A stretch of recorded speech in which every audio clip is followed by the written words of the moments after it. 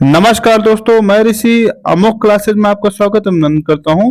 दोस्तों, उम्मीद करते हैं आपकी पढ़ाई अच्छी खासी चल रही होगी और आप अपने तैयारी पे अच्छा खासा ध्यान दे रहे होंगे, क्योंकि एग्जाम आपका 25 मई को है। उसको देखते हुए बहुत ही कम समय मिला है।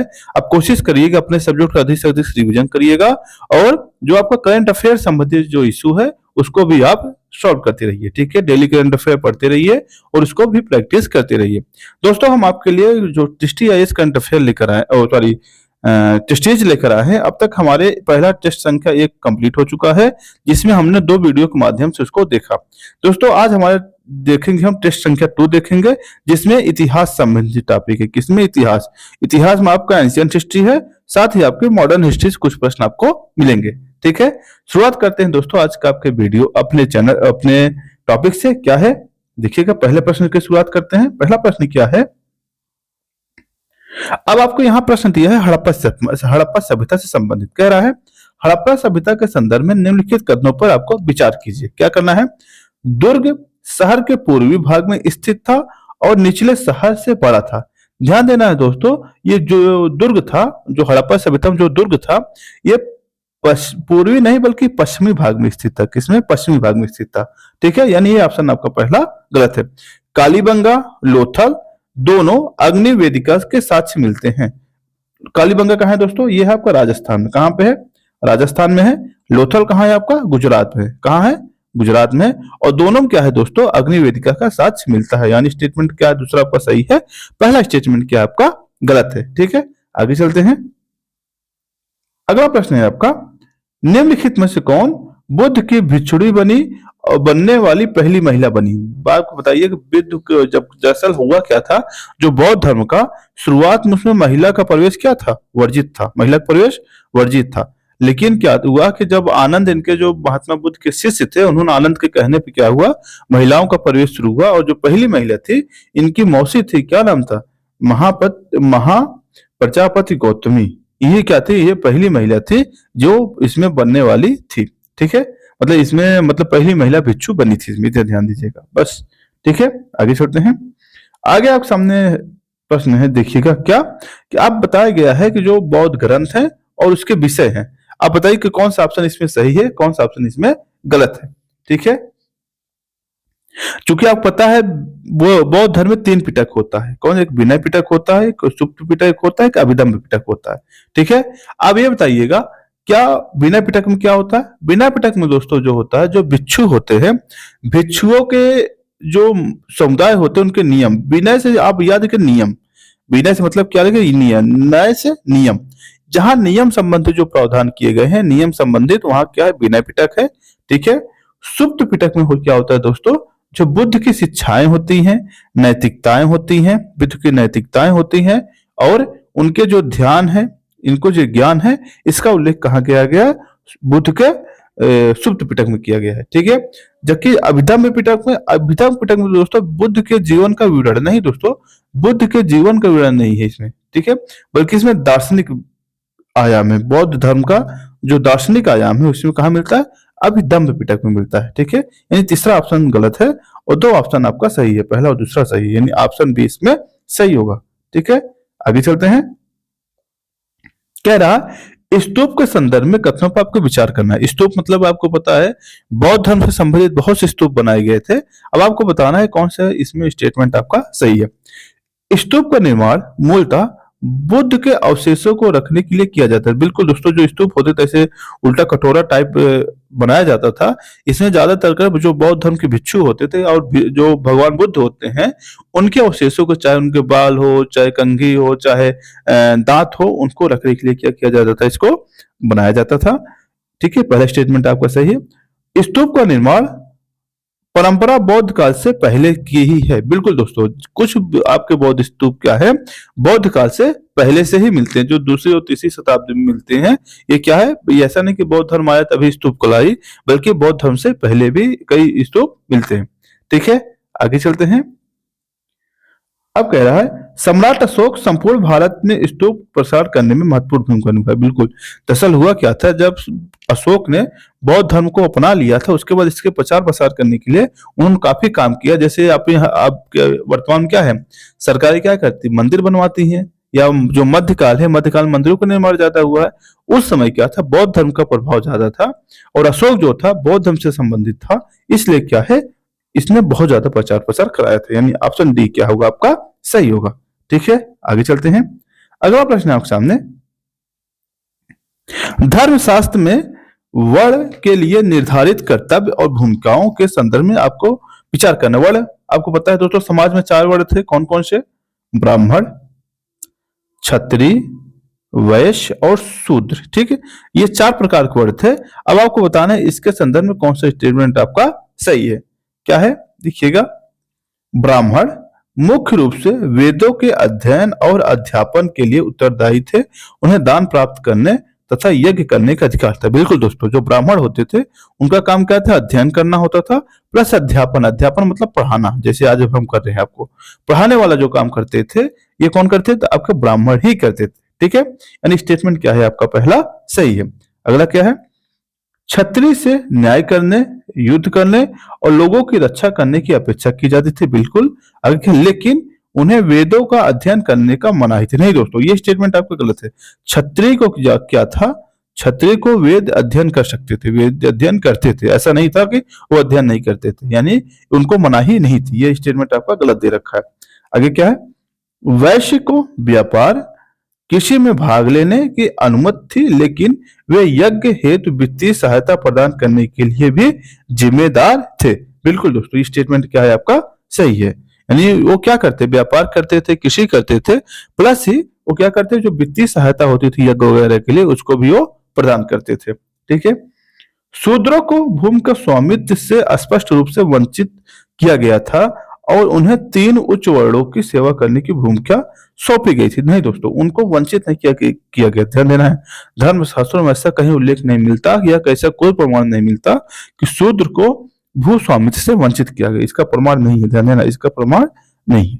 यानी स्टेटमेंट आपका चौथा भी गलत है। क्या सही होगा आपका पहला और तीसरा, यानी ऑप्शन डी आपका क्या है सही है। ठीक है, उम्मीद करते हैं आपको समझ में आ रहा होगा। आगे चलते हैं। निम्नलिखित में से कौन सा आरंभिक भारतीय समाज में गृहपति की भूमिका के सबसे सटीक रूप से वर्णन करता है? आप बताइए गृहपति क्या थे। गृहपति दोस्तों जो परिवार के मुखिया होते थे प्राचीन काल में, परिवार के जो मुखिया होते थे उन्हें क्या कहते हैं, गृहपति कहा जाता है। गृहपति वास्तव में जो गृहपति से बना, क्या बना है, गृहपति से बना। गृह मतलब घर, गृह मतलब घर। जो घर का मुखिया होता था उसे क्या कहते थे, गृहपति कहते थे। और जो भूमि, श्रम और अन्य संसाधनों पर क्या करता था, नियंत्रण करता था। ठीक है, उम्मीद करते हैं आपको समझ में आ रहा होगा। आगे चलते हैं। अगला प्रश्न आपके सामने, आरंभिक भारतीय समाज में भूमि अनुदान के संदर्भ में आपको विचार करना है। आपको बताना है कि जो प्रारंभ में भूमि अनुदान होता था उसके संदर्भ में कौन सा स्टेटमेंट आपका सही है। क्या है, भूमि अनुदान मुख्यतः ब्राह्मणों और धार्मिक संस्थाओं को दिया जाता था। बिल्कुल दोस्तों, प्रारंभ में जो भूमि दान होता था किसको दिया जाता था, केवल ब्राह्मणों को ही दिया जाता था। ठीक है, अगला क्या, अधिकांश भूमि अनुदान दर्ज करने के लिए तामपत्रों का उपयोग किया जाता था। जैसे आज के समय में रजिस्ट्री होती है ना, अगर हम किसी को भूमि देते हैं क्या करते हैं, रजिस्ट्री करते हैं, वैसे ही पहले तामपत्र होते थे। क्या होते थे, तामपत्र कहते हैं ना, लाओ तामपत्र पे लिख दे। और तामपत्र पे लिखा हुआ चीज ऐसी होती थी जो कभी नहीं मिटती थी। ठीक है, इसलिए क्या है, वो क्या करते थे, जब भूमि दान अनुदान लेते थे उसको लिखवा लेते थे ताकि कभी कोई लड़ाई झगड़ा हमसे करने ना आए। ठीक है, यानी स्टेटमेंट क्या है आपका दूसरा सही है।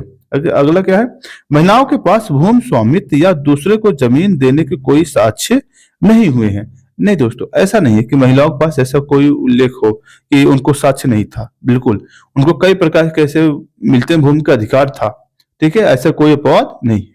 ठीक है, आगे स्टेटमेंट आपका तीसरा गलत है, यानी पहला और दूसरा स्टेटमेंट क्या है आपका सही है। आगे चलते हैं। अगला प्रश्न देखिएगा, क्या है, देखिएगा, हड़प्पा समाधानों के संदर्भ में निम्नलिखित कथनों पर आपको विचार करना है। क्या है बताइएगा, कह रहा मृतकों को अक्सर सोने और चांदी रही सहित विलासितापूर्ण वस्तुओं के साथ दफनाया जाता था। क्या ऐसा कभी आपने किसी कब्रगाह में आपने सुना है हड़प्पा वाले में कि उनके साथ सोना और चांदी मिला? और नहीं, उनके साथ क्या मिलते थे, मृदभांड मिलते थे। क्या मिलते थे, मृदभांड मिलते थे, मनके मिलते थे, ना कि सोना चांदी मिलता था। यानी ये पहला स्टेटमेंट क्या है आपका गलत है। ठीक है, ईंट से बने समाधानों की उपस्थिति संभावित सामाजिक विभिन्नताओं को संकेत करते हैं। बिल्कुल दोस्तों, ये जो ईंट से होते थे, इनके क्या है, ये बताता है कि समाज में किस प्रकार से कोई भेदभाव था, इस चीज की ओर इंगित करता है। ठीक है, अगर हम इलिमिनेशन मेथड को प्रयोग करें, तो देखिए अगर पहला स्टेटमेंट आपका गलत है, तो ये भी गलत होगा, ये भी गलत हो, ये भी गलत हो गया। ऑप्शन सी तो आपका ऑटोमेटिकली सही हो गया, बट हम फिर भी देख लेते हैं ऑप्शन क्या इसमें दिया गया है। ठीक है, हमारा यहाँ पे योगदान ये है, हम यह कोशिश करेंगे अधिक से अधिक हम अपने टॉपिक को कवर कर पाए, अपने चीजों को रिकॉल कर पाए। ठीक है, यहाँ हम सॉल्व करने के साथ साथ ये भी देखेंगे हमारी मेमोराइज चीजें कितनी तेजी से मेमोराइज हो रही हैं। ठीक है, समाधानों में समानता, मृदभांड, आभूषण पाए जाते थे। बिल्कुल दोस्तों, ये स्टेटमेंट आप क्या है तीसरा सही। क्या होता था, समाधान जब होता था, जहां लोग दफनाया जाता था, क्या होता, मृदभांड होते थे, यानी मिट्टी के मटके होते थे, आभूषण होते थे। आभूषण में ये ध्यान देना है, हमारे यहाँ की तरह सोने चांदी के नहीं होते थे, बल्कि मनके जो होते, कभी कभी हड्डी के होते, पत्थर के होते थे, ऐसे बनाए जाते थे। ठीक है, आगे चलते हैं। हड़प्पा वासियों की कृषि प्रथाओं के संदर्भ में निम्नलिखित कथनों पर विचार करना है।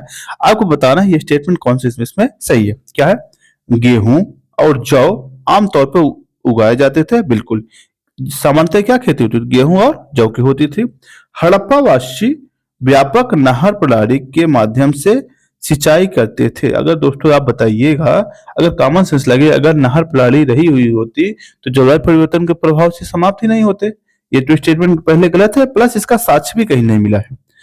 सिंचाई तो होती थी, नलकूपों द्वारा, सॉरी, कुओं द्वारा सिंचाई होती रही होगी, बट नहर द्वारा सिंचाई होती थी या कोई तंत्र अभी तक मिला नहीं है, कोई भी नहर तंत्र अभी तक मिला नहीं है। ठीक है, इसलिए स्टेटमेंट आपका दूसरा गलत है। कालीबंगा, कालीबंगन कहाँ है, राजस्थान में है। कहाँ है, राजस्थान में है। से जुते हुए खेतों का साक्ष्य मिलता है। बिल्कुल, जो कालीबंगा है, यहाँ से क्या है, जुते हुए खेत का साक्ष्य मिलता है। यानी पहला और तीसरा स्टेटमेंट क्या है आपका सही है। ठीक है, आगे चलते हैं। ये करंट संबंधित आपका मैटर है। देखिए कि क्या प्रश्न है इसमें। चुनावी बॉन्ड के संदर्भ में आपको विचार करना है। क्या है, बिना किसी उच्च सीमा निर्धारण के यह राजनीतिक दलों को कॉर्पोरेट फंडिंग की अनुमति देता है।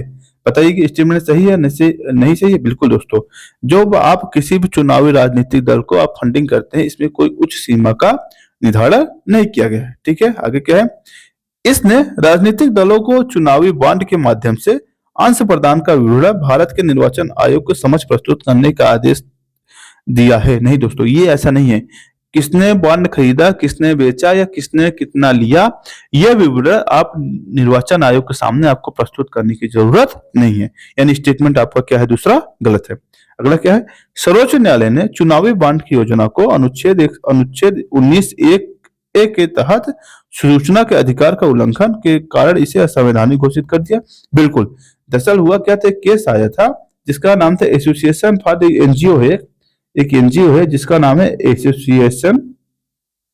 एसोसिएशन फॉर डेमोक्रेटिक रिफॉर्म द्वारा ये जब बात चल रहा था, इसमें सुप्रीम कोर्ट ने कहा, ये भैया साहब आप आरटीआई यानी सूचना के अधिकार का उल्लंघन कर रहे हैं, आप ही कानून बनाते हैं, आप इसका उल्लंघन करते हैं। ठीक है, इस आधार पर सुप्रीम कोर्ट ने क्या किया, इसको अनवैलिड करार दिया। ठीक है, आगे चलते हैं। यानी पहला और तीसरा स्टेटमेंट क्या है इसमें सही है। ठीक है, आगे चलते हैं। ऑप्शन सी।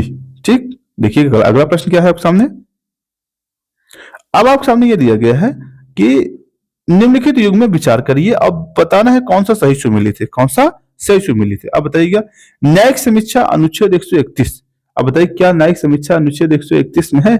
नहीं दोस्तों, अनुच्छेद 131 नहीं, बल्कि न्यायिक समीक्षा कहाँ लिखा गया है, वास्तव में डायरेक्टली नहीं लिखा गया, बट किसी प्रावधानों से हमें मिलता है। जैसे अनुच्छेद 13 क्या है, न्यायपालिका को शक्ति दी गई है।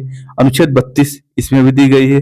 अनुच्छेद 136 इसमें भी हमें क्या करता है, न्याय समीक्षा से संबंधित प्रावधान मिलते हैं। ठीक है, आगे से क्या है, सलाहकारी क्षेत्राधिकार, ये बिल्कुल आपका सही है दोस्तों। इसमें क्या होता है, 143 के तहत क्या होता है, सर्वोच्च न्यायालय जो होता है राष्ट्रपति को सलाह देता है, राष्ट्रपति को क्या करता है, सलाह देता है। यानी स्टेटमेंट क्या है आपका दूसरा सही है। मूल अधिकारों का संरक्षण अनुच्छेद 226 दरअसल है क्या, जो मूल अधिकार का संरक्षण है अनुच्छेद 32 में है। कहाँ है, अनुच्छेद 32 में है। ठीक, इसलिए स्टेटमेंट क्या है, केवल एक ही सही है, केवल एक स्टेटमेंट सही है, बाकी दूसरा स्टेटमेंट, बाकी दोनों स्टेटमेंट क्या है आपके गलत है। अब आपको इस ऑप्शन में आपको कंफ्यूज होते हैं, सर आप तो ये तो हाई कोर्ट में जा सकते हैं। दरअसल ये मूल अधिकार नहीं, हाई कोर्ट में अगर आप अपने अपील कर सकते हैं अपने मौलिक अधिकार के उल्लंघन होने पर, लेकिन यह मौलिक अधिकार नहीं है बल्कि यह अदर अधिकार, अर्ध संवैधानिक अधिकार है। ठीक है, आगे चलिएगा, देखिएगा। प्रश्न नंबर 12 है, राष्ट्रीय विधिक सेवा प्राधिकार जिसे हम नालसा कहते हैं के संदर्भ में आपको विचार करना है। क्या? नालसा का गठन विधिक सेवा प्राधिकरण अधिनियम 1987 के तहत किया गया है। बिल्कुल दोस्तों, ये स्टेटमेंट आपका बिल्कुल ही सही है। ठीक है, यह केवल अनुसूचित जात और जनजाति के सदस्यों के लिए निःशुल्क विधिक सेवा पहुंचाता है। नहीं दोस्तों, केवल इन्हीं के लिए नहीं बल्कि महिला के लिए, किसके लिए? महिला के लिए, बच्चों के लिए, दिव्यांग के लिए भी यह क्या करता है? सेवा प्रदान करता है। यानी स्टेटमेंट क्या है आपका? गलत है। ध्यान देना, अक्सर यूपीएससी ये कहा जाता है कि लोग ट्रिक बताते हैं, जहां केवल लिखा होगा आमतौर पर वो गलत होता है, लेकिन ये 100% मार्क मत चलिएगा जहां केवल लिखा हो स्टेटमेंट आपका गलत है। दूसरा, अगर गलत कर दिया जाए तो ये पहला ऑप्शन बी आपका अपने ऑटोमेटिक सही हो जाता है। देख लीजिएगा, फिर भी ऑप्शन में देख लेना है। क्या? लोक अदालतें नालसा द्वारा प्रवर्तित एक प्रमुख विवाद समाधान तंत्र है। बिल्कुल, दरअसल इसके तहत जो लोक अदालतों का गठन किया जाता है, ये क्या करते हैं? जो समस्याएं होती हैं उसका समाधान करते हैं। ठीक है, आगे चलते हैं। अगला प्रश्न है, क्या भारतीय संविधान के कौन सा अनुच्छेद राज्य को सार्वजनिक सेवाओं में न्यायपालिका के कार्यपालिका के पृथकीकरण के लिए कदम उठाने का अधिकार दिया गया है? आपको कहा है दोस्तों? अनुच्छेद 50 में। कहा है? डीपीएसपी जो आपकी लिखी गई है वहां क्या है? अनुच्छेद 50 में ऐसा उल्लेख किया गया है, क्या? न्यायपालिका को और कार्यपालिका को पृथकीकरण की बात करता है। ठीक है, आगे चलते हैं। भ्रष्टाचार बोध सूचकांक 2023 के संदर्भ में आपको विचार करना है। दरअसल अभी क्या आ गया? 2024 का सूचकांक आ गया, जिसमें भारत का कौन सा स्थान है? 96वां ना, 96 स्थान है। ठीक है, देखिएगा, क्या रहा है? भ्रष्टाचार बोध सूचकांक ट्रांसपेरेंसी इंटरनेशनल द्वारा जारी किया जाता है। बिल्कुल, किसके द्वारा जारी किया जाता है? Transparency international. कह रहा है नॉर्वे विश्व का सबसे कम भ्रष्टाचार देश है। ध्यान दीजिएगा, तो नॉर्वे नहीं बल्कि डेनमार्क है। कौन है? डेनमार्क है। यानी ऑप्शन क्या है आपका? गलत है। अभी आज मैंने करंट अफेयर में जो डिस्कस कर रहा तो उसमें यही दिखाया है कि डेनमार्क क्या है? सबसे कम भ्रष्ट देश है। और सबसे ज्यादा कौन है? सोमालिया है। भारत 123 देशों में 93वें स्थान पे। दोस्तों, अगर प्रश्न के हिसाब से देखा जाए तो सही था, लेकिन वर्तमान क्या है? कितना? 96 स्थान पे। ठीक है, आगे चलते हैं। मैं इसलिए बता दे रहा हूं क्योंकि अपडेटेड जब प्रश्न बनेगा, अपडेटेड बनेगा ना कि पुराने बनेगा। ठीक है, आगे चलिएगा। अगला प्रश्न है आपका, नेवर फर्स्ट नीति के संदर्भ में आपको विचार करना। नेवर फर्स्ट नीति किसका है दोस्तों? ये विदेश नीति है भारत की, कि हम पड़ोसी को पहले वरीयता देंगे। क्या करेंगे? अपने पड़ोसी को पहले वरीयता देते हैं। और आमतौर पर क्या होता है हमारे लाइफ में? पड़ोसी ही ज्यादा महत्वपूर्ण होते हैं। अन्य कभी कभी हम लोग इतना महत्व मान देते हैं कि हमारे सर पे क्या करते हैं? चढ़ के डांस करते हैं, इतने कलाकार होते हैं। ठीक है, देखिएगा, नेबरहुड फर्स्ट पॉलिसी की अवधारणा 1947 में शुरू हुई, जिसका उद्देश्य भारत के अपने पड़ोसी देशों के साथ संबंधों को सुदृढ़ करना था। दोस्तों 1947 में नहीं बल्कि 2008 में शुरू हुई। कब है? 2008 में। यानी पहला स्टेटमेंट आपका सही है, मतलब गलत है। पहला स्टेटमेंट क्या है आपको? गलत है। क्यों गलत है? क्योंकि बाकी जो स्टेटमेंट दे रखा है, उद्देश्य दे रखा है, ये तो सही है, बट इसका जो सन दे रखा है ये आमतौर पर गलत है। ठीक है, आगे क्या है? अगला कह रहा है, यह बुनियादी ढांचे, सुरक्षा, लोगों के बीच संपर्क और क्षेत्रीय सहयोग के पारस्परिक दृष्टिकोण से बल देता है। आपको दोस्तों नहीं, इसमें क्या है? खास करके नीति गैर इसमें ध्यान देना, गैर पारस्परिक मतलब सांस्कृतिक योगदान के इतना सांस्कृतिक संबंधों पर जोर देता है। इस पे सांस्कृतिक संबंधों पर जोर देता है, ना कि इसमें। ठीक है, यानी दोनों स्टेटमेंट क्या है आपका? गलत है। दोनों स्टेटमेंट क्या है आपका? गलत है। अब आप सामने ऑप्शन है, क्या देखिएगा, कह रहा है निम्नलिखित राज्यों में से आपको विचार करना। क्या विचार करना है? अरुणाचल प्रदेश, नागालैंड, मणिपुर, मेघालय और असम। कितने राज्य म्यांमार की सीमा के साथ साझा करते हैं? दोस्तों ना तो असम करता है ना तो मेघालय करता है। ये दोनों राज्य असम म्यांमार के साथ सीमा साझा नहीं करते हैं। कौन कौन करते हैं आपके? अरुणाचल प्रदेश भी करता है, नागालैंड भी करता है और मणिपुर भी करता है। यानी 3 राज्य इसमें करते हैं। ठीक है, आगे चलते हैं। अगला क्या है देखिएगा।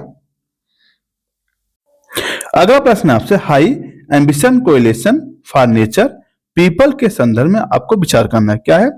प्राकृतिक संरक्षण एवं जैव विविधता सुरक्षा के प्रयासों को गति देने के लिए इसका नेतृत्व अमेरिका द्वारा किया जा रहा है।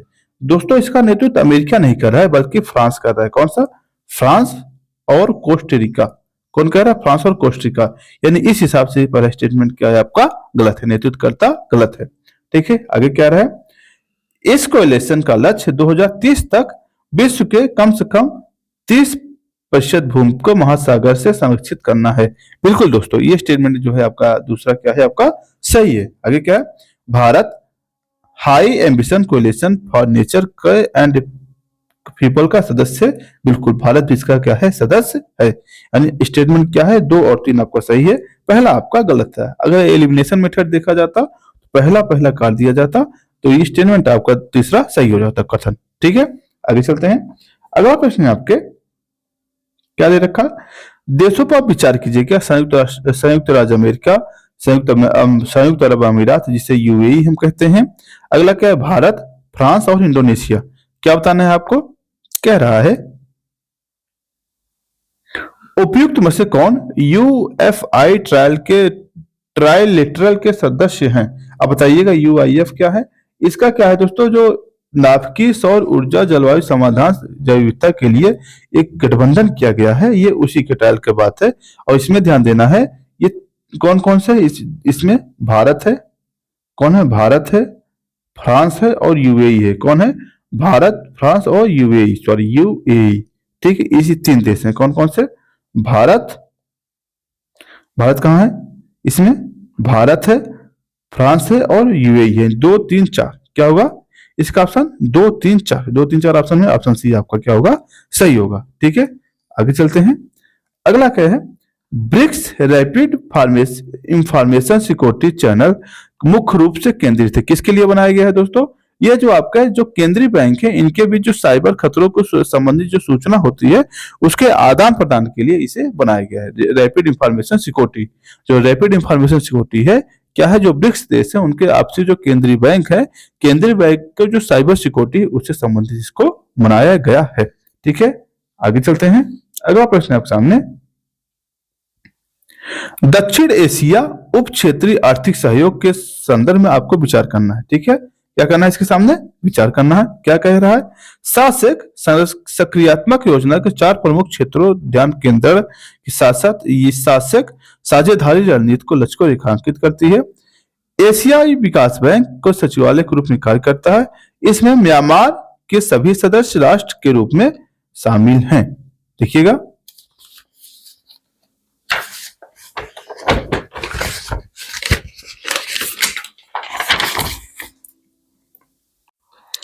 ठीक है, इसमें क्या है? म्यांमार भी अपना शामिल है। ठीक है, आगे चलते हैं। अगला है आपके सामने, पश्चिमी अफ्रीकी राज्यों के आर्थिक समुदाय इकोवास के संदर्भ में आपको विचार करना है। ठीक है, क्या है बताना है? इसकी स्थापना लागोस संधि के माध्यम से की गई है। किसके द्वारा की गई? लागोस संधि के माध्यम से की गई है। ठीक है, इसका मुख्यालय आक्रा घनम है। क्या है इसका मुख्यालय? अब बताइएगा। इसका मुख्यालय दोस्तों आक्रा घनम नहीं बल्कि क्या? नाइजीरिया में। कहा है? नाइजीरिया, नाइजीरिया के अबूजा में। कहा है? नाइजीरिया के अबूजा में है, न कि इसमें। ऑप्शन 2 आपका गलत है। फिर क्या है? भारत को वर्ष 2004 में इस निकाय के पर्यवेक्षक का दर्जा दिया गया था। स्टेटमेंट का आपका इसमें क्या है दोस्तों? ये स्टेटमेंट आपका सही है, यानी दूसरा गलत है, पहला और तीसरा क्या है? सही है। आगे चलते हैं। अगला प्रश्न है आपके सामने,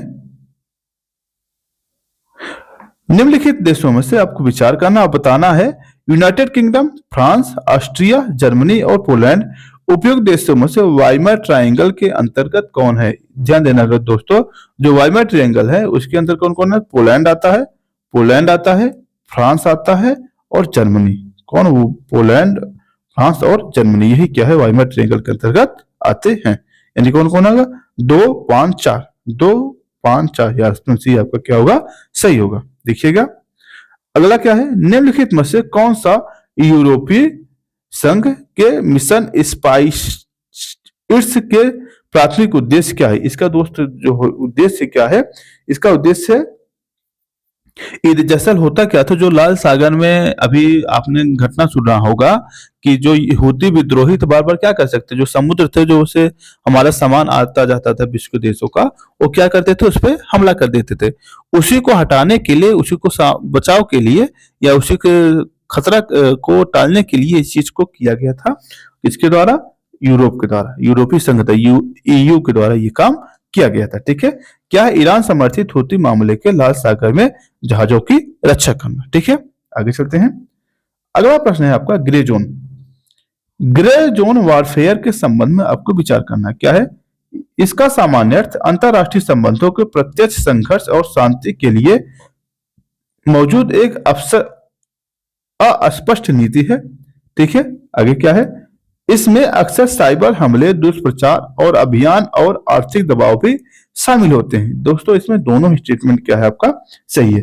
क्यों? क्योंकि अंतरराष्ट्रीय संबंध में प्रत्यक्ष रूप से क्या संघर्ष और शांति के लिए स्पष्ट नीति है इसमें, और प्लस क्या है, और इसमें साइबर अपराध जैसे समस्या पे इस पे काम किया जाता है। यानी ऑप्शन 1 और 2 दोनों सही है। क्या है अगला देखिएगा। किस संगठन ने high speed expendable aerial target या हिट अभ्यास डिजाइन किया है? बताइएगा किसने किया है दोस्तों। इसको करने वाला क्या है? वैमानिकी विकास प्रतिष्ठान। कौन कौन किया है? वैमानिकी प्रतिष्ठान ने किया है। ठीक है, आगे चलते हैं। अगला प्रश्न है आपके सामने, राष्ट्रीय उद्यमिता विकास योजना परियोजना के पहल के संदर्भ में आपको विचार करना है। आपको बताना है इसमें से कौन सा स्टेटमेंट आपका सही है। ठीक है, क्या पूछा है? यह विशेष रूप से पीएम स्वनिधि योजना के लाभार्थियों के लिए निर्मित किया गया है। ठीक है, सही है कि नहीं? से बिल्कुल सही स्टेटमेंट क्या है आपका सही है। इसका शुभारंभ वित्त मंत्रालय द्वारा किया गया। नहीं दोस्तों, वित्त मंत्रालय नहीं बल्कि कौशल विकास मंत्रालय। कौन कर रहा है? कौशल विकास मंत्रालय। यानी ऑप्शन दूसरा क्या है आपका गलत है। आगे कह रहा है इसका उद्देश्य चयनित पायलट जिलों में महिलाओं की कम से कम 40% भागीदारी सुनिश्चित हो। बिल्कुल दोस्तों, कितनी भागीदारी कह रहा है इसमें? 40% भागीदारी कह रहा है। ठीक है, यानी ऑप्शन 1 और 3 में क्या है आपका सही है। ऑप्शन 1 और 3 सही, यानी ऑप्शन सी आपका सही है। आगे चलिएगा। कह रहा प्रतिभूत अपील अधिकरण के संदर्भ में आपको विचार करना क्या है? यह सेबी अधिनियम 1992 के प्रावधानों के तहत स्थापित एक वैधानिक निकाय है। बिल्कुल, यह जो प्रतिभूत अपीली अधिकरण है दोस्तों, यह सेबी एक्ट 1992 के तहत स्थापित किया गया है। फिर क्या कह रहा है? इस अधिकरण के पीठासीन अधिकारी और अन्य न्यायिक सदस्य की नियुक्ति केंद्र सरकार द्वारा किया जाता है। किसके द्वारा किया जाता है? केंद्र सरकार द्वारा किया जाता है। यह भी स्टेटमेंट क्या है आपका सही है। ठीक है, क्या है? दोनों ही ऑप्शन क्या आपके सही है। आगे चलते हैं। अगला प्रश्न है आपके सामने, निम्नलिखित में से कौन सा मंत्रालय वार्षिक उद्योग सर्वेक्षण जारी करता है? कौन करता है दोस्तों? सांख्यिकी मंत्रालय करता है। कौन करता है? सांख्यिकी मंत्रालय करता है। ठीक है, आगे चलते हैं। अगला प्रश्न है संगम डिजिटल ट्विन पहल के संदर्भ में कथनों पर विचार करना है। आपको बताना इसमें कौन सा स्टेटमेंट आपका सही है। कह रहा है इसे आवास एवं शहरी मामले के मंत्रालय द्वारा किया जाता है। नहीं दोस्तों, ये किसके द्वारा किया जाता है? सूचना प्रौद्योगिकी मंत्रालय द्वारा करता है। कौन? सूचना प्रौद्योगिकी जो मंत्रालय है इसके द्वारा किया जाता है, ना कि आवास मंत्रालय। ठीक है, आगे क्या कह रहा है? यह पहल डिजिटल ट्विन प्रौद्योगिकी को artificial intelligence, internet of things और 5G के साथ जोड़ती है। बिल्कुल दोस्तों, ये स्टेटमेंट क्या है आपका सही है। यानी पहला स्टेटमेंट क्या है आपका गलत है। ठीक है, यानी ऑप्शन बी क्या होगा इसमें सही होगा। ऑप्शन बी क्या है सही है। अगला प्रश्न आपके सामने, कोडेक्स एलिमेंटेरियस आयोग के संदर्भ में आपको विचार करना क्या है? कोडेक्स एलिमेंटेरियस आयोग की स्थापना विश्व व्यापार संगठन और खाद्य एवं कृषि संगठन द्वारा किया गया था। आप बताइए स्टेटमेंट सही है गलत है? नहीं, बल्कि इनके द्वारा नहीं, बल्कि दोस्तों WHO। किसके द्वारा? WHO प्लस FAO के द्वारा किया गया। किसके? WHO के द्वारा किया गया, ना कि WTO के। ठीक है, आगे चलते हैं। इसका उद्देश्य क्या है? इसका उद्देश्य दोस्तों क्या है आपका? खाद्य सुरक्षा, निष्पक्ष व्यापार प्रथाओं को सुनिश्चित करने के लिए अंतरराष्ट्रीय खाद्य मानकों का विकास करना। बिल्कुल, ये स्टेटमेंट क्या है आपका दूसरा सही है। तीसरा क्या क्या? कोडेक्स नामक विश्व व्यापार संगठन के सभी सदस्यों देशों के लिए कानूनी रूप से बाध्यकारी है। यह दोस्तों WTO के लिए नहीं संदर्भित है, ध्यान देना है, बल्कि बाध्यकारी नहीं होता, ध्यान देना है। कोई भी अंतरराष्ट्रीय समझौता, आपको मैं बता दूं, कहीं भी अंतरराष्ट्रीय समझौता हो कभी भी बाध्यकारी नहीं हो सकता, ध्यान देना है। क्यों? क्योंकि जिस दिन यह बाध्यकारी हो गया, यह किसी भी राष्ट्र के लिए उसके संप्रभुता के लिए खतरा हो जाएगा। ठीक है, इसलिए ये स्टेटमेंट क्या है आपका तीसरा गलत है। अगर तीसरा हम काट देते क्या होगा, केवल ऑप्शन बी आपका सही होगा। आगे चलते हैं। आगे प्रश्न दे रहा है पोषक 31 नंबर क्या है, पोषक तत्व आधारित सब्सिडी के नीति के संदर्भ में आपको विचार करना। क्या कह रहा है, किसानों को रियायती दरों पर उर्वरक उपलब्ध कराने के लिए एनबीएस नीति 2010 शुरू की गई थी और वित्त वर्ष 2025-26 तक क्रियान्वयन के लिए यह अनुमोदित की गई है। आप बताइएगा ये स्टेटमेंट आपका सही है कि नहीं सही है। अगला देखिएगा, बिल्कुल सही है। क्या है, बिल्कुल ही सही है। आगे चलिएगा, क्या है, इस उर्वरक नियंत्रण आदेश 1985 के अंतर्गत तैयार किया गया है और जो आवश्यक वस्तुओं का नियम 1955 के अंतर्गत जारी किया जाता है। बिल्कुल दोस्तों, ये स्टेटमेंट क्या है आपका सही है। दूसरा भी स्टेटमेंट क्या है आपका सही है। ठीक है, आगे चलते हैं। अगला क्या कह रहा है, एनबीएस यूरिया सहित सभी प्रकार के उर्वरकों के लिए लागू होता है।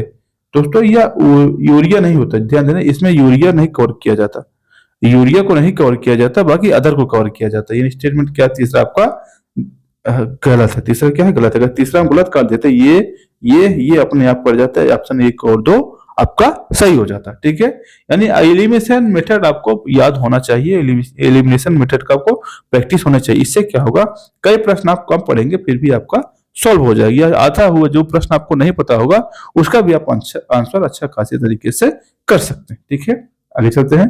प्रधानमंत्री मत्स्य किसान संपदा योजना के संदर्भ में आपको विचार करना है। क्या है, इस योजना का उद्देश्य मत्स्य पालन के क्षेत्र में सूक्ष्म और लघु उद्यमों को जलाकृत बीमा और मूल्य श्रृंखला के सुधार के लिए वित्तीय प्रोत्साहन प्रदान करना है। अब बताइएगा स्टेटमेंट आपका सही है या नहीं सही है। बिल्कुल दोस्तों, ये स्टेटमेंट क्या है आपका सही है। आगे क्या है, इस योजना के 50% वित्त पोषण सार्वजनिक वित्त से आएगा, जिसमें विश्व बैंक, फ्रांसीसी विकास बैंक जैसे बाहरी एजेंसियों भी शामिल है। सही बात दोस्तों, इसके जो विकास के लिए जो पैसा आएगा ये यहां से भी आएगा। ठीक है, जिसमें आपका विश्व बैंक देगा और फ्रांसीसी विकास बैंक भी आपके लिए इसका पैसा देगा। ठीक है, आगे चलते हैं।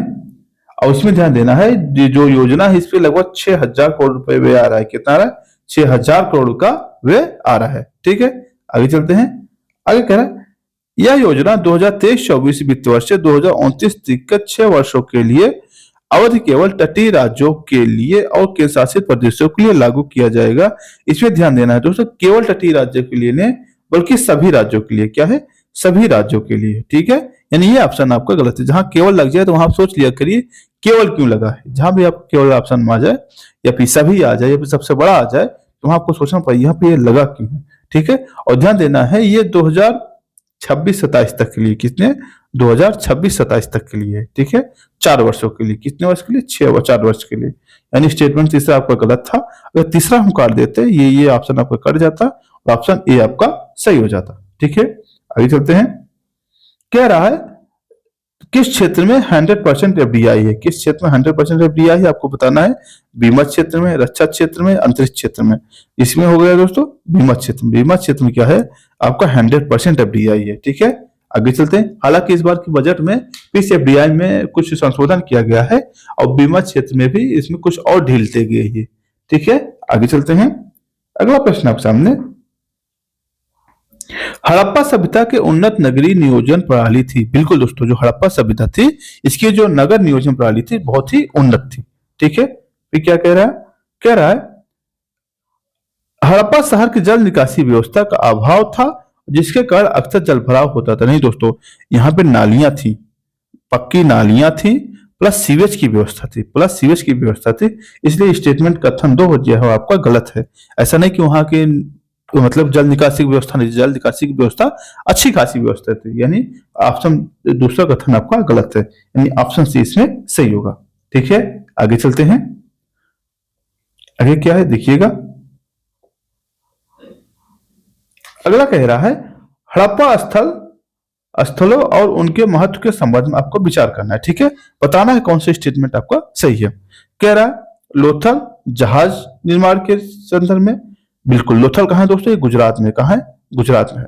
और यहाँ क्या था, जहाल या फिर यहाँ पे ध्यान देना बंदरगाह, कभी कभी आपको बंदरगाह पूछा जाएगा तो इसी यहाँ पे क्या मिलता है आपका बंदरगाह मिलता था। ठीक है, कालीबंगा, कालीबंगा कहाँ है? राजस्थान में है। अभी जस्ट हम लोग ऊपर देखे थे, राजस्थान में है। और यहाँ जुते हुए खेत, सरसों के प्रमाण मिलता है। क्या? सरसों के भी यहाँ पे प्रमाण मिलते हैं। ठीक है, आगे क्या है? धौलावीरा, धौलावीरा कहाँ है आपका? ये भी आपका गुजरात में ही है। कहाँ है? गुजरात में ही है। और यहाँ पे जो है जल भंडारण की स्थिति क्या है? अच्छी खासी मिलती है। ठीक है, क्या मिलती है? जल, यहाँ पे जल प्रबंधन की बात की जाती थी। कौन सी? जल प्रबंधन की। ठीक है, यानी स्टेटमेंट क्या है आपका? ये भी सही, यानी कौन सा? यानी ऑप्शन सी इसमें सही। तीनों ही स्टेटमेंट क्या आपके सही हैं। आगे चलिएगा। आगे कह रहा है ऋग्वैदिक काल में मवेशी को धन का प्रमुख साधन माना जाता था। बिल्कुल। क्यों माना जाता था? क्योंकि इस वक्त जो व्यक्ति थे क्या थे? आपके खाना बदोश जीवन जीते थे। कैसा? खाना बदोश। अगर खाना बदोश रहेंगे क्या होंगे? तो एक स्थान से दूसरे स्थान पर मूव करते रहेंगे। इसलिए क्या हो? पशुपालन करते थे। क्या करते? पशुपालन करते थे। उनका कोई स्थायी निवास नहीं था। फिर क्या कह रहा है? ऋग्वैदिक समाज के मुख्यतः अस्थाई कृषि पर निर्भर थे। नहीं दोस्तों, मैंने कहा नहीं, ये खाना बदोश थे। खाना बदोश थे, ये स्थायी निवास नहीं था। स्थायी निवास का जो निर्माण होता है सो कब? उत्तर वैदिक काल से होता है। कब से? उत्तर वैदिक काल से क्या होता है? अस्थायी निवास शुरू हो जाता है। यानी स्टेटमेंट क्या है? दूसरा आपका गलत है, पहला क्या है आपका सही है। ठीक है, यानी ऑप्शन सी इसमें सही होगा। क्या होगा? Option C. ठीक है, आगे चलते हैं। अगला क्या है? मौर्य साम्राज्य के संदर्भ में आपको कथनों पर विचार करना है। क्या है? अशोक ने अपने लिए धर्म को एक नैतिक और नैतिक दिशा निर्देश के रूप में बढ़ावा दिया। बिल्कुल सही। जो धर्म था उनका दोस्तों, जिसको आपका धर्म के आचरण थे, वो नैतिक नैतिक आदेश के रूप में इसको क्या किया? प्रसारित किया था। फिर कह रहा है अशोक के धर्म को उसके प्रशासन द्वारा बलपूर्वक लागू किया जाता था। नहीं दोस्तों, बलपूर्वक कभी भी अशोक ने काम नहीं किया, बल्कि स्वेच्छाचारी से किया जाता। मतलब वो एक आदेश के माध्यम से दे देते थे, जिसका पालन करना होता करता था, जिसको मन कर नहीं पालन करना उसके लिए वो बाध्यकारी नहीं था। ये राजा का आदेश जो था बाध्यकारी नहीं था। यानी स्टेटमेंट क्या है आपको? दूसरा गलत है, पहला सही है। यानी ऑप्शन सी क्या होगा आपका इसमें सही होगा। ठीक है, आगे चलते हैं। आगे रखा है संगम युग के संदर्भ में आपको विचार करना। आपको बताना है कौन सा स्टेटमेंट आपका सही है या कौन सा सुमेलित है।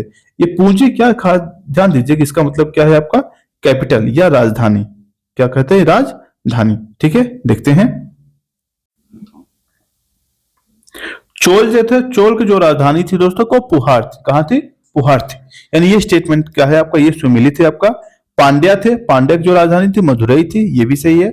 जो चेर, चेर मतलब जो केरला वाले क्षेत्र में जो शासन था उसे चेर कहा जाता था। उनकी जो राजधानी वांची थी, ये भी क्या आपकी सुमेलित है। यानी स्टेटमेंट तीनों ही सुमेलित है। क्या है? तीनों ही सुमेलित है। आगे चलिएगा। आगे कह रहा है गुप्त कथन, एक कथन दो के रूप में दिया है, आपको विचार करना है। क्या? गुप्त काल को प्राचीन काल का स्वर्ण युग कहा जाता है। बिल्कुल सही दोस्तों। गुप्त काल को क्या कहा जाता है? प्राचीन काल का स्वर्ण युग कहा जाता है। और इस काल में विज्ञान, साहित्य और कला के क्षेत्र में महत्वपूर्ण प्रगति हुई। बिल्कुल दोस्तों, विज्ञान क्षेत्र में आपको पता है जैसे आर्यभट्ट जैसे लोग थे, इसी समय पाई की खोज, जीरो की खोज, या फिर चिकित्सा में बड़े अच्छे योगदान इसमें रहा। साहित्य में आपके कालिदास जी जो थे, जिसमें जिसमें क्या किए थे कालिदास? रघुवंशम, कुमार संभवम, ये सब क्या किए थे? इसका अभिज्ञान शाकुंतलम, इसकी रचना किए थे। कला के क्षेत्र में आप इनकी स्थापत्य कला देखेंगे, बहुत ही उत्कृष्ट कला थी। ठीक है, यानी इस हिसाब से देखा जाए क्या कथन और कार्य दोनों ही स्टेटमेंट क्या है आपके सही है। यानी ऑप्शन ए क्या होगा आपका सही होगा। आगे चलते हैं। आगे देखिएगा अगले प्रश्न के, देखिएगा क्या है? अशोक के शिलालेख के संदर्भ में आपको विचार करना है। अब बताना है कौन सा स्टेटमेंट आपका सही है। क्या है? वे मुख्यतः प्राकृतिक भाषा में लिखे गए हैं। ध्यान देना है दोस्तों, अशोक जो जिस भाषा में अपना अभिलेख लिखा है, मुख्यतः जो आम बोलचाल की भाषा थी उसी में लिखा है। क्यों उसमें लिखा है? क्योंकि उससे जनता को समझने में और पढ़ने में क्या होगी? आसानी होगी। प्राकृतिक भाषा उस वक्त क्या थी? आम बोलचाल की भाषा थी। क्या थी? आम बोलचाल की भाषा थी, इसलिए इसमें इसके द्वारा कराया गया। यानी ये स्टेटमेंट आपका सही है। अगला क्या है? कुछ शिलालेखों ग्रीक और अरामिक भाषा में मिलते। बिल्कुल दोस्तों, जो शिलालेख आपके अफगानिस्तान साइड में, कौन से? अफगानिस्तान साइड में है, वहां अरामाइक लिख भी मिलती है। ध्यान देना है। यानी ये स्टेटमेंट क्या है आपका सही है। दोनों ही स्टेटमेंट क्या है आपका सही है। ठीक है, आगे चलते हैं।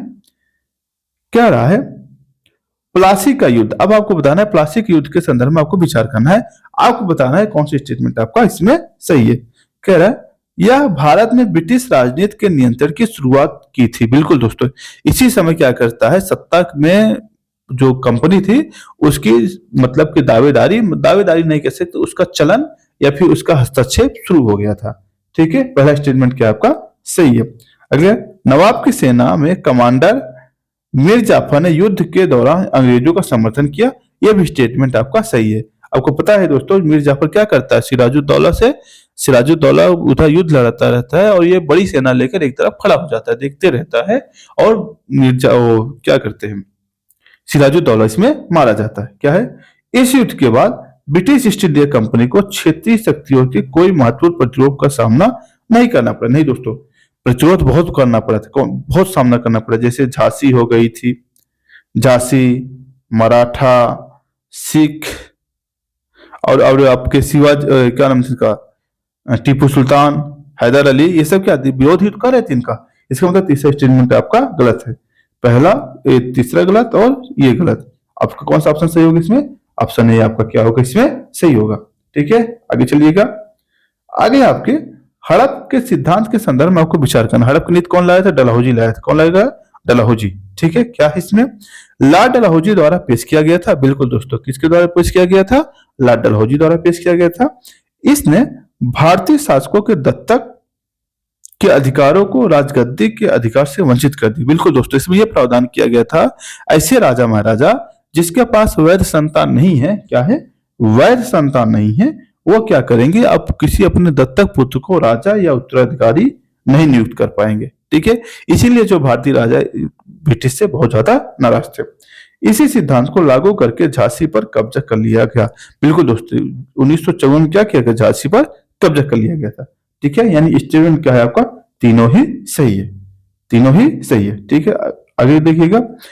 अखिल भारतीय हरिजन संघ की स्थापना कब की गई थी? किसने किया था? दोस्तों, इसकी स्थापना 1932 में की गई थी। किसने किया था? गांधी जी ने किया था। कब किया था? आपको पता, जो पूना पैक्ट जो समझौता हुआ था, किसके किसके बीच में? पूना पैक्ट गांधी और अंबेडकर के बीच में। इसी के परिणाम स्वरूप क्या हुआ था, ये संगठन सामने आया था। ठीक है, गांधी और अंबेडकर के बीच में। ठीक है, आगे चलते हैं, अगले प्रश्न में आइएगा। क्या है देखिएगा, निम्नलिखित में से किस नेता ने केरल में वायकोम सत्याग्रह को नेतृत्व किया? कौन से किया थे दोस्तों? इसके जो ऑप्शन है कौन से? के केलप्पन। कौन किए थे? के कलम्पन। और वायकोम सत्याग्रह कब हुआ था? 1924-25 में हुआ था। अभी 2024 में क्या हुआ, इसके 100 साल पूरे कितने हुए? 100 साल पूरे हुए। इसलिए आपको उम्मीद लगाई जाती है, ये आपसे प्रश्न पूछा जा सकता है, कहां हुआ था ये? केरल में हुआ था। ठीक है, आगे चलते हैं। 1878 के वर्नाकुलर स्पेक्ट्रा एक्ट के संदर्भ में आपको विचार करना, बताना है कौन सी स्टेटमेंट इसमें सही है। इसका उद्देश्य भारतीय भाषाओं के प्रेस की स्वतंत्रता को दबाना था। दरअसल होता क्या था दोस्तों, जब भारत में राष्ट्रवाद का उदय होने लगा, क्या हुआ? राष्ट्रवाद का उदय होने लगा। उसमें क्या होता था कि जब हिंदी में पेपर आता था, एक लोग मान लीजिए पढ़ रहे हैं, इसमें एक पर्सन पढ़ रहा है, मान लीजिए यहाँ पढ़ रहा है, आगे आसपास करीब 20 से 25 लोग आप घेर कुछ को खड़े रहते थे और सुनते थे। चूंकि इतनी बड़ी जनता तो थी नहीं, कुछ ही लोग उसमें पढ़े थे और सुनते थे कि देश लेवल पे क्या हो रहा है और ब्रिटिश सरकार हमारे साथ क्या कर रही है। इससे क्या हुआ, ब्रिटिश सरकार डर गई। उसको ये लगा कि भाई साहब, इतना प्रकार से अगर विद्रोह होने लगा, जनता में असंतोष होने लगा, हमारी कटिया खड़ी बिस्तरा गोल हो जाएगी। इसीलिए क्या हुआ, इसने क्या किया, गवर्नर आए थे जिसका नाम था लॉर्ड लिटन। क्या नाम था? लॉर्ड लिटन ने क्या किया, वरना मतलब जो भारतीय भाषा में जो प्रेस थे उस पर प्रतिबंध लगा दिया। ठीक है, आगे चलते हैं। फिर कह रहा है, इस अधिनियम में अंग्रेजी भाषा के समाचार पत्र को छूट दी गई। बिल्कुल, इसमें अंग्रेजी भाषा के जो समाचार पत्र थे उस पर कोई पाबंदी नहीं थी, बल्कि केवल अंग्रेजी ही भाषा मतलब हिंदी वाली भाषा में क्या थी, पाबंदी थी। ठीक है, इस अधिनियम को 1982 में लॉर्ड रिपन द्वारा निरस्त कर दिया। बिल्कुल दोस्तों, दरअसल होता क्या था, 1880 में कौन आता है? लॉर्ड रिपन आता है। कौन आता है? लॉर्ड रिपन आता है। और क्या करता है, उसने क्या किया, इस प्रावधान को, इस अधिनियम को समाप्त कर दिया। ठीक है, यानी ऑप्शन सी आपका सही। क्यों? 1 2 3 इसमें तीनों ही स्टेटमेंट क्या है आपका सही है। आगे चलिएगा, अगला प्रश्न आपके सामने, भारतीय राष्ट्रीय कांग्रेस के 1929 के लाहौर अधिवेशन के संदर्भ में आपको बताना है किस लिए महत्वपूर्ण था। क्या है? कह रहा, इसने भारतीयों के लिए डोमिनियन स्टेट की स्वीकृति की चिन्हित की नहीं दोस्तों। दरअसल हुआ क्या था, जो लाहौर अधिवेशन हुआ था इसकी अध्यक्षता कौन किए थे? जवाहरलाल नेहरू। और जवाहरलाल नेहरू की मांग ये थी कि हमें क्या चाहिए? पूर्ण स्वराज चाहिए। क्या चाहिए? पूर्ण स्वराज चाहिए। इसका अगर पृष्ठभूमि देखेंगे, जब आपका वो आता है, क्या नाम है कि साइमन कमीशन, साइमन कमीशन विरोध में नेहरू रिपोर्ट गठित होती है। नेहरू रिपोर्ट जो आती है, नेहरू रिपोर्ट में डोमिनियन स्टेटस का मांग की गई थी। जब डोमिनियन स्टेटस की बात की गई तो जो आपके जेएल नेहरू थे, कौन से? जेएल नेहरू और सुभाष चंद्र बोस, इन्होंने कहते हैं भैया आप डोमिनियन स्टेटस वाली स्थिति आप छोड़ दीजिए, बल्कि आप स्वतंत्रता की ओर बढ़िए। ठीक है। इसी समय क्या हो, इन्होंने एक संगठन के नाम गठित किया, स्थापना किया था, क्या? India for Indian nation. ठीक है, इसका गठन किया। इसके बाद जो 1929 वाला लाहौर अधिवेशन हुआ, इसमें इन्होंने कहा हमें 1 वर्ष के भीतर क्या चाहिए? पूर्ण स्वराज चाहिए। क्या चाहिए? पूर्ण स्वराज का लक्ष्य रखा था। ठीक है, यानी स्टेटमेंट क्या है आपका? इसमें कौन सा स्टेटमेंट चाहिए होगा? Option B. ऑप्शन बी में पूर्ण स्वराज के प्रस्ताव पारित किया गया था। ठीक है, इसी अधिवेशन में क्या हो? पूर्ण स्वराज की लक्ष्य पारित किया गया था। ठीक है, आगे चलिएगा। निम्नलिखित में से किसने दक्षिण भारत के आत्मसम्मान आंदोलन के नेतृत्व किया था? कौन से दोस्तों? आपके ईवी रामास्वामी नैयर। कौन थे? ईवी रामास्वामी नैयर। इन्हें पेरियार भी कहा जाता है, भारत का पेरियार। भारत का पेरियार पूछा जाए तब ये कहा जाता है। और इन्होंने 1925 में इस आंदोलन की शुरुआत की। ध्यान देना है, यह एक सामाजिक सुधार आंदोलन था। कैसा था? सामाजिक सुधार आंदोलन था। और इसका उद्देश्य क्या था? समानता को बढ़ावा देना। इसका उद्देश्य क्या था? समानता को बढ़ावा देना। किसको बढ़ावा देना? समानता को। ठीक है, आगे चलते हैं। अगला प्रश्न देखिएगा। असहयोग आंदोलन के संदर्भ में आपको विचार करना है 1920 वाले के। इसके बारे में क्या है? यह आंदोलन रॉलेट एक्ट और जलियांवाला बाग हत्याकांड की प्रतिक्रिया के बाद शुरू हुई। बिल्कुल दोस्तों, रॉलेट एक्ट कब आया था? 1919 में आया था। क्यों आया था? दरअसल जब भारतीय प्रथम विश्व युद्ध में शामिल हो गए, अब उनको यह था कि हमें कोई अच्छा कानून व्यवस्था मिलेगा, उत्तरदायी शासन आएगा। लेकिन सरकार इतनी चूतिया थी ब्रिटिश वाली, इसने क्या काम दिया? रॉलेट एक्ट दे दिया। जब रॉलेट एक्ट आया था तो क्या हुआ? भारतीयों ने काफी ज्यादा विरोध किया। ठीक है, इसीलिए और इसी के बाद इसी परिणाम स्वरूप क्या हुआ? जलियांवाला हत्याकांड हो गया। तो क्या हुआ? इसी के जवाब में गांधी जी ने असहयोग आंदोलन को शुरू किया था। 11 मार्च 1922 में गांधी जी को गिरफ्तार कर लिया गया। बिल्कुल दोस्तों, मार्च में गांधी जी को गिरफ्तार कर लिया गया। एक घटना होती चौरी चौरा। कब होती है? 4 फरवरी। कब होती है? 4 फरवरी। जब चौरी चौरा घटना होती है, कहाँ है चौरी चौरा? गोरखपुर में। कहाँ होती है? गोरखपुर में।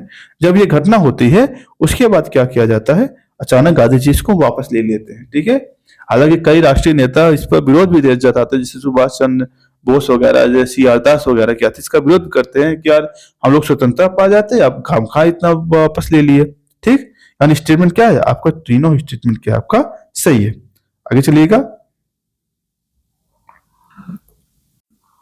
अब आपको ये बताना है, ये क्रांतिकारी संगठन है, आपको बताना है इसे संस्थापक या नेता कौन है।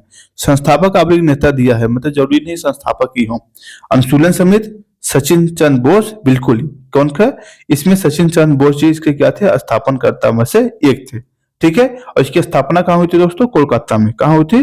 कोलकाता में। ठीक है, अगला क्या है? Hindustan socialist Republic association. दरअसल हुआ क्या था दोस्तों? इसके पहले 1924 में हिंदुस्तान रिपब्लिक एसोसिएशन की स्थापना होती है, जिसे कौन करते हैं? सचिंद्र सन्याल। कौन करते हैं? सचिंद्र सन्याल। अब हुआ क्या, जब आपका काकोरी कांड हो जाता है, काकोरी कांड के बाद इस संगठन का स्थापना की जाती है, जिसका नाम था हिंदुस्तान सोशलिस्ट रिपब्लिक एसोसिएशन। और कहाँ होता है इसका? दिल्ली में। कहाँ होता है? दिल्ली में होता है। कहाँ? फिरोज शाह मेहता जो स्टेडियम था, उसी में इसका गठन किया जाता है। ठीक है, गदर पार्टी, लाला हरदयाल। ये भी स्टेटमेंट क्या है आपका? सही है, यानी 50 में सी, 50 में सी, यानी तीनों ही स्टेटमेंट क्या है आपका? सही है। दोस्तों, आपको हमारा ये वीडियो, ये आपको समझाना कैसा लगा कमेंट बॉक्स में जरूर बताएं। साथ ही दोस्तों, इसका अगर पीडीएफ लेना चाहते हैं, पीडीएफ के लिए हमारा चैनल क्या है? अमोक क्लासेज, जिसका लिंक मैं डिस्क्रिप्शन बॉक्स में डाल दूंगा, वहां से आप प्राप्त कर सकते हैं। दोस्तों, आज के लिए इतना ही। धन्यवाद।